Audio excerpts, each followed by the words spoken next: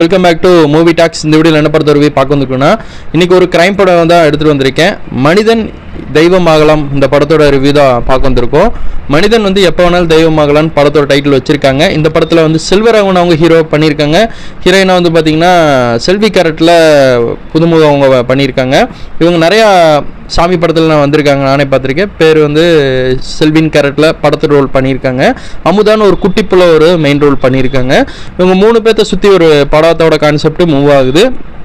சேலத்து பக்கத்தில் ஒரு கிராமத்தில் பார்த்திங்கன்னா ரோடு வசதி, லைட் வசதி எதுவுமே இல்லாத காரணத்தினால ஸ்கூல் குழந்தைங்களாம் ஸ்கூலுக்கு போகும்போது தாமதமாகுது. அந்த ரோடு கொஞ்சம் இதாக இருக்கிற காரணத்தினால ஸ்கூலுக்கு போய் நிறைய பனிஷ்மெண்ட்லாம் வாங்கிட்டு இருக்காங்க. இந்த கிராமத்துக்குள்ளே ரோடு போட்டு தர சொல்லி அங்கே இருக்கிற அரசியல்வாதிக்கிட்ட நம்ம கோபி அவர் தான் பார்த்திங்கன்னா வில்லனாக வராங்க. கோபி அவங்ககிட்ட போய் சொல்கிறாங்க, ஏற்கனவே சொன்ன காரணத்தினால அவங்களுக்கு அந்த ரோடு போட்டு தர சொல்லி சாங்ஷனும் பண்ணி எல்லாம் சொல்லிடுறாங்க. ஆனால் கோபி என்ன பண்ணுறாருன்னா, ரோடு போட்டு தராமல் அந்த பணத்தை அப்படியே அடிச்சிடுறாரு.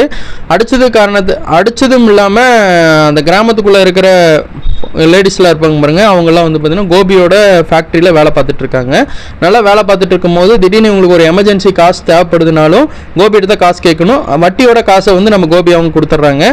காசு தராத சமயத்தில் இந்த லேடிஸ்லாம் பார்த்திங்கன்னா கோபி அவங்க மிஸ்யூஸ் பண்ணி வீடியோ எடுத்து வச்சிடுறாங்க. அதே மாதிரி தொடர்ந்து பண்ணிகிட்டே இருக்காங்க. தான் ஒய்ஃபுக்கு செல்வராகவன் தான் பார்த்திங்கன்னா நம்ம செல்வியை கல்யாணம் பண்ணுறாங்க.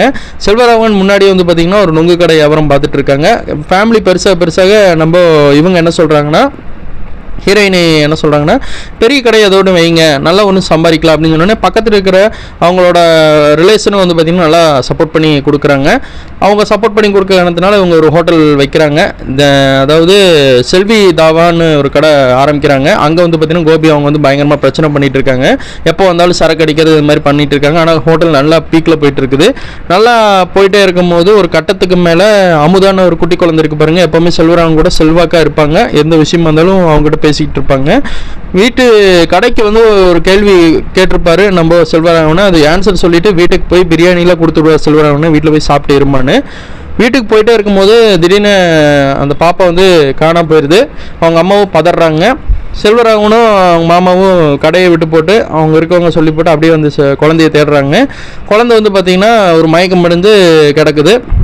உடனே ஹாஸ்பிட்டல் தூக்கிட்டு போய் போட்டோம்னா என்ன சொல்கிறாங்கன்னா, பாம்பு கடிச்சிருச்சு, என் குழந்தைய காப்பாற்ற முடியல அப்படின்னு சொல்லி கேஸை க்ளோஸ் பண்ணுறாங்க. அப்புறம் தான் தெரியுது கிளைமேக்ஸ் நெருங்க அந்த குழந்தை எப்படி இறந்துச்சுன்னு. அந்த ஊருக்குள்ளே இருக்கிற பிள்ளைகள் எல்லாத்தையுமே பார்த்திங்கன்னா கோபி அவங்க சதைச்சு வச்சுருக்காங்கன்னு தான் சொல்லுவாங்கணும். கிளைமேக்ஸில் செல்வராகவன் ஒரு ட்விஸ்ட் பாருங்க, தரமான ஒரு சம்பவங்க. இந்த படத்தோட மீதி கதை அந்த கிளைமேக்ஸ் தான். கண்டிப்பாக அதை செக் பண்ணி பாருங்கள். படம் அடுத்தன்னு கொஞ்சம் ரொம்பவே விறுவிறுப்பாக கொண்டு போயிருந்தாங்க. எனக்கு ரொம்பவே பிடிச்சது. இந்த படத்தை மறக்காமல் எல்லாம் செக் பண்ணி பாருங்கள். யாரையும் பிடிச்சா லைக் பண்ணுங்கள், ஷேர் பண்ணுங்க, கமெண்ட் பண்ணுங்கள், ஃப்ரெண்ட்ஸுக்கு அதுமாதிரி ஷேர் பண்ணுங்க. கிளைமேக்ஸ்லாம் வயலன்ஸ் பயங்கரமாக இருக்கும். தலை மட்டும் தனியாக போகும், அவ்வளோதாங்க. தேங்க்யூ ஃபார் வாட்சிங். Yes bye viewers.